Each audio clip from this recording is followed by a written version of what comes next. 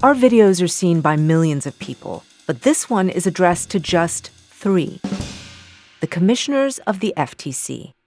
They're about to make a decision that could rescue millions of Americans trapped in an absurdist nightmare. It's devastated my career. Americans like Cindy. She's a hairstylist who is banned from being a hairstylist anywhere near her home. I actually feel like I have handcuffs on me. But Cindy hasn't done anything wrong, and neither have these people. I cannot work within an hour and a half of my home. I cannot work in all of Washington state for a minimum of 2 years. I'm not supposed to work within 50 miles from any practice that belongs to my employer. They're the victims of a cruel and ridiculous practice that employers use to stop talented workers from pursuing better opportunities. And it's something these 3 people can fix.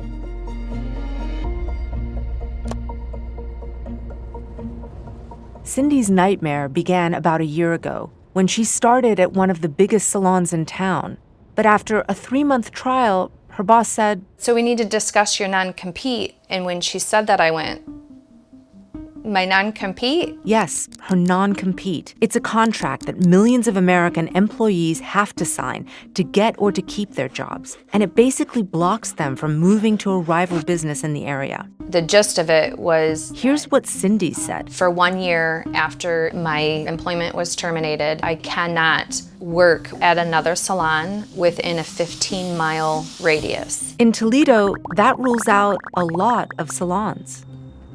You might think non-competes are exclusive to the lucrative worlds of big tech and Wall Street, but Cindy, she's a hairstylist. You are wanting me to keep going blonder and blonder, right? She doesn't have trade secrets. And Ian, he sells car parts. Maria's a florist. Dave's a dental service technician.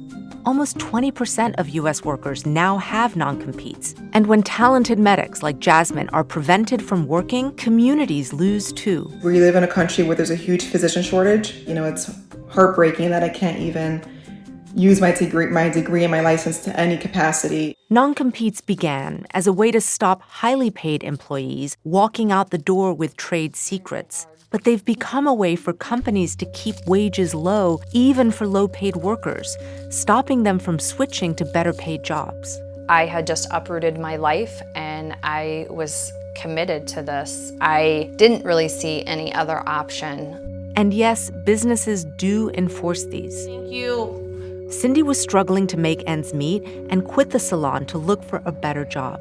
She found one 14 miles away, but her old boss found out where she was working and threatened legal action. I mean, my honest-to-God response was like, I'm screwed.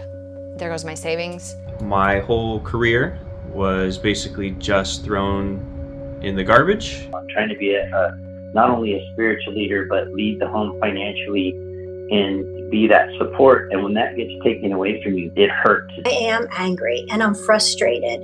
I feel I've been cheated out of my opportunity to continue to do the work that I love to do. They want to work. Their skills are in demand, but they're locked out of the marketplace. And it's kind of humiliating. My daughter, I'm her mom, and I should have it all figured out. With no job, how is Cindy surviving? This salon in Michigan lets her cut some former client's hair every other Sunday. She drives 70 miles each way, taking back roads to avoid paying tolls. And she's not alone. I'm actually just got off my shift. It's a little over after 7 o'clock. It's a 12-hour shift in the hospital. And I have a 3-hour and 45-minute drive ahead of me. 111 miles. I'm getting home at 7:36. Right now it's about 4:35. The FTC has the power to change all this with a simple vote this spring. There's pressure. Business executives say a blanket ban would punish small businesses, and the Chamber of Commerce says it will try to block the changes in court. But Cindy's voice, and thousands of others, must be heard too. It's wrong to put such a limitation on a person. I'm not taking company secrets. It's against the human rights. You have to have the right to work. I mean, I thought we were supposed to be the land of the free, right? It for sure feels anti-American. FTC, it's over to you.